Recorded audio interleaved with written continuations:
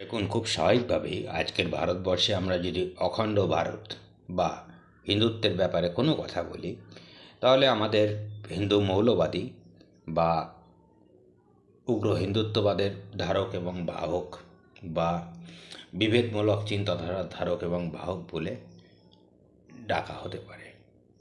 কিন্তু বাস্তব পরিস্থিতি বলছে যে ইতিহাস আমাদের প্রশ্ন করতে শিখিয়েছে এবং ভারতবর্ষের ইতিহাস বা হিন্দুত্বের ইতিহাস বেশিটাই খুব পরিকল্পিতভাবে আমাদের ভারতবাসী এবং বিশেষত হিন্দু সমাজের কাছ থেকে লুকিয়ে রাখা হয়েছে বা চেপে রেখে দেওয়া হয়েছে, যেটাকে ডার্ক সাইড বলা যেতে পারে বা হিডেন সাইড বলা যেতে পারে, এবং সেটা করা হয়েছে খুব পরিকল্পিতভাবে।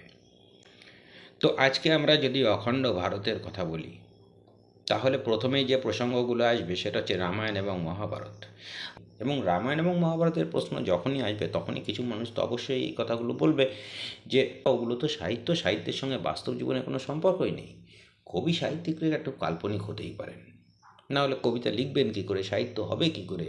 কিন্তু এই মানুষগুলোর কাছে আমরা যদি জিজ্ঞেস করি, আচ্ছা, সাহিত্য কর্ম হিসেবে ম্যাক্সিম গোর্কির লেখা মা বা মাদার উপন্যাসের কার্যকারিতা কী, বা ম্যাক্সিম গোর্কির লেখা চাইল্ডহুড উপন্যাসটা কেমন, তখন তারা বলবেন যে ম্যাক্সিম গোর্কি যেভাবে রাশিয়ান সমাজের উপরে লিখেছেন, বিশেষ করে মাদার উপন্যাসটা, সেটা তো পৃথিবী বিখ্যাত একটা উপন্যাস। শুধুমাত্র কমিউনিস্ট কান্ট্রি বলে ওনাকে নোবেলটা দেওয়া যায়নি বা দেওয়া হয়নি চক্রান্ত, তবে দেওয়া যেত। তাহলে রামায়ণ মহাভারত হচ্ছে সেই সাহিত্য যেখানে শুধুই কল্পনা আছে, বাস্তবের কোনো অস্তিত্ব খুঁজে পাওয়া যায় না, কারণ সাহিত্যিকদের মধ্যে তো আর কোনো বাস্তব বোধ থাকে না। আর যখন ম্যাক্সিম গোর্কি কিছু লিখছেন, তখন সেটা সমাজের একদম ডাইরেক্ট রিফ্লেকশন হচ্ছে। তাহলে যে ব্যক্তি একবার বলছেন সাহিত্যিকের উপর ভরসা করা যায় না, ইতিহাস চাই, ডকুমেন্টস চাই, লজিক চাই, প্রুফ চাই, তিনি ম্যাক্সিম গোর্কির উপরে ভরসা করছেন। তিনি ভাবছেন ম্যাক্সিম গোর্কি যা লিখেছিল সব মনে হয় সত্যি।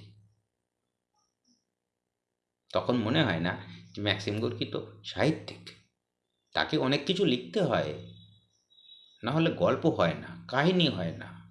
এইরকম একটা ক্ষেত্রে আমরা দাঁড়িয়ে আছি। তো সেইখান থেকে আমরা যদি অখণ্ড ভারতের কথা বলি, হিন্দুত্বের কথা বলি, তাহলে খুব স্বাভাবিকভাবে সেটা গ্রহণযোগ্য হবে না। কিন্তু আমরা যদি ইতিহাসের রেফারেন্স দিয়ে কথা বলি, তাহলে হয়তো আমরা কিছু মানুষের সঙ্গে তর্ক না করতে পারি, কিছু প্রশ্ন তুলতে পারবো। যে মেনে নিলাম মহাভারত মিথ্যা, সেটা কাল্পনিক কাহিনী, কিন্তু একটা বিষয় আমরা ইতিহাসে পড়েছিলাম, সেটা হচ্ছে গান্ধার শিল্প। গান্ধার শিল্প কি? যে না, আজকের আফগানিস্তান এবং পাকিস্তানের একটা নির্দিষ্ট বড় অঞ্চলে একটা বিশেষ শিল্পরীতি তৈরি হয়, যেটার মধ্যে ইউরোপীয়, বিশেষত গ্রিক এবং রোমান এবং ভারতীয় শিল্পরীতির সংমিশ্রণ দেখা যায়। অনেক ইতিহাস বই অনুসারে প্রথম খ্রিস্টাব্দ থেকে তৃতীয় বা পঞ্চম খ্রিস্টাব্দের মধ্যে গান্ধার শিল্পরীতির বিকাশ হয়, যখন কুষাণরা ওইখানে রাজত্ব করত। এখন প্রসঙ্গ হচ্ছে, কুষাণরা ওইখানে রাজত্ব করার আগে এসেছিল তারা মধ্য এশিয়ার থেকে। তো কুষাণদের রাজত্বের অনেক আগে, মানে প্রথম শতাব্দীকেও আমরা যদি ধরি, তাহলেও 327 খ্রিস্টপূর্বাব্দে আলেকজান্ডার দ্য গ্রেট ভারতবর্ষ আক্রমণ করেছিলেন, এবং তিনি ভারতবর্ষে যে পর্যন্ত আক্রমণ করেছিলেন, ওই গান্ধার শিল্পরীতির যে অঞ্চলটা, ওই আফগানিস্তান পাকিস্তান পর্যন্তই কিন্তু আক্রমণটা সীমাবদ্ধ ছিল। আক্রমণটা কিন্তু দিল্লি বা পাঞ্জাব বা রাজস্থান বা দক্ষিণ ভারত পর্যন্ত এসে পৌঁছায়নি। যদিও 327 খ্রিস্টপূর্বাব্দে আলেকজান্ডার আক্রমণের কিছুদিন পরেই তিনি মারা যান, কিন্তু ওইখানেই একটা ব্রিজ তৈরি হয়েছিল ভারতীয় সভ্যতা সংস্কৃতির সঙ্গে ইউরোপীয় জ্ঞান বিজ্ঞানের। সেই টাইম থেকেই আমরা মূলত গান্ধার শিল্পের বিকাশটা দেখতে পাই। এখন প্রশ্নটা হচ্ছে যে 327 খ্রিস্টপূর্বাব্দে আলেকজান্ডার আক্রমণ করলো, তারপরে কিছুদিন পরে উনি মারা গেলেন, আর সেইখানে হঠাৎ গান্ধার শিল্প গড়ে উঠল, এবং সেই গান্ধার শিল্পের রিফ্লেকশনটা কোথায় হলো? সেইখানকার মন্দিরগুলোতে, সেইখানকার বৌদ্ধ ধর্মের যে স্তূপগুলোতে, এবং বিশেষ করে বুদ্ধ মূর্তিগুলোতে। সেখানে আমরা দেখতে পারলাম যে শিল্পের মধ্যে ইন্ডিয়ান বা এই ভারতীয় উপমহাদেশ আর ইউরোপের গ্রিক এবং রোমান শিল্পনীতির একটা অদ্ভুত সংমিশ্রণ ঘটেছে। এখানে দেখা যাচ্ছে গৌতম বুদ্ধের নাক অনেকটা টিকালো।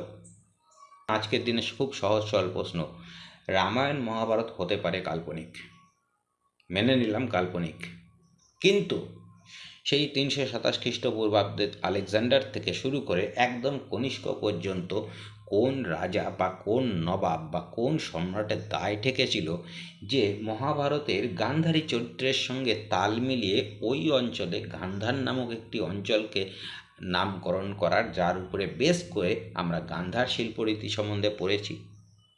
ওই অঞ্চলে গড়ে ওঠা নতুন শিল্পরীতির নাম গান্ধার শিল্প কেন দেওয়া হলো? গান্ধার নামটা এলো কোথার থেকে? গান্ধারী আর গান্ধারের সঙ্গে কি কোনো কানেকশন ছিল না? নাকি শুধুমাত্র মহাভারতের গান্ধারী চরিত্রটাকে এস্টাবলিশ করার জন্যেই কেউ ওখানে গান্ধার নামক একটি অঞ্চল তৈরি করেছিল? আমরা দেখেছি তালিবানের উত্থানের সময় ওখানে বামিয়ানে বুদ্ধমূর্তি ভাঙা হয়েছিল। দেখুন, এখন বামিয়ানে বুদ্ধমূর্তি যখন ভাঙা হলো, তখন আমাদের বুঝতে হবে বুদ্ধমূর্তিগুলো কোথায় ছিল। সেগুলো কিন্তু পাহাড়কে কেটে তৈরি করা হয়েছিল। এখন এটা শর্ট টার্মের কাজ নয়, প্রচুর সময় সাপেক্ষ কাজ একটা পাহাড়কে কেটে একটা নির্দিষ্ট মূর্তির শেপে আনা। তাহলে পরিষ্কার ওই শিল্পরীতির যাবতীয় অ্যানালিসিস করে বলা হচ্ছে গ্রিক এবং রোমান শিল্পের সঙ্গে ভারতীয় শিল্পের সংমিশ্রণ হয়েছিল এবং তাই গান্ধার শিল্প গড়ে উঠেছিল। তাহলে গান্ধার বলে একটি নির্দিষ্ট অঞ্চল ছিল, এটা প্রমাণিত। আলেকজান্ডার বা আমাদের কুষাণ যুগ বা তার পরবর্তীকালে যতদিন না মোহাম্মদ ঘুরি, তৈমুরলং, চেঙ্গিস খান, বাবর এরা ওই অঞ্চল দিয়ে আক্রমণ না করেছে, ততদিনকারের কোনো রাজা, নবাব বা সম্রাটের কোনো দায় ছিল না মহাভারতের গান্ধারী চরিত্রের সঙ্গে তাল মিলিয়ে ওইখানে একটা গান্ধার নামক রাজ্য তৈরি করা। খুব স্বাভাবিকভাবেই প্রশ্ন আসে, গান্ধার যদি সত্য হয় তাহলে গান্ধারী কেন সত্য নয়? এখন অনেকে বলবে আমরা তো এগুলো দেখিনি, কাল্পনিক অনেক নামকরণ তো করেই দেওয়া যায়। হ্যাঁ, তাছাড়া ওখানে একটা অঞ্চল ছিল, তার বেসিসে নামকরণ করাই যায়। এরকমভাবে বলতে গেলে তো সব কিছুই নামকরণের উপরে দিয়েই চলে যায়, এবং সেই রীতি মেনে চললে তো মানে পৃথিবীর অর্ধেকের বেশি বিষয়কেই আমাদের অস্বীকার করতে হবে, কিন্তু সেটা তো সম্ভব নয়। তাই বাস্তবটাকে মেনে নিয়ে আমাদের প্রশ্ন করতে হবে যে মহাভারত যদি কাল্পনিক হয়, গান্ধারীর চরিত্রের ক্ষেত্রে গান্ধারের সঙ্গে কী সম্পর্ক আছে এবং আমাদের ইতিহাস বইতে কেন গান্ধার শিল্পরীতি পড়ানো হলো, এবং সেই শিল্পের একটা প্রবল যে রিফ্লেকশন বামিয়ানে বুদ্ধমূর্তি কারা তৈরি করেছিল, কেন তৈরি করেছিল, আর ভাঙলো কারা, কেন ভাঙলো? এখন এই প্রশ্ন আমরা করলে খুব স্বাভাবিকভাবে আমাদেরকে হিন্দু মৌলবাদী বা উগ্র হিন্দুত্ববাদী বলে দেওয়া যেতে পারে। বলাটা নিজস্ব স্বাধীনতার ব্যাপার, প্রশ্ন করাটাও আমাদের স্বাধীনতার ব্যাপার। আজকে এই পর্যন্তই। ভালো লাগলে লাইক, কমেন্ট, শেয়ার করবেন এবং চ্যানেলটিকে সাবস্ক্রাইব করে পাশে থাকবেন।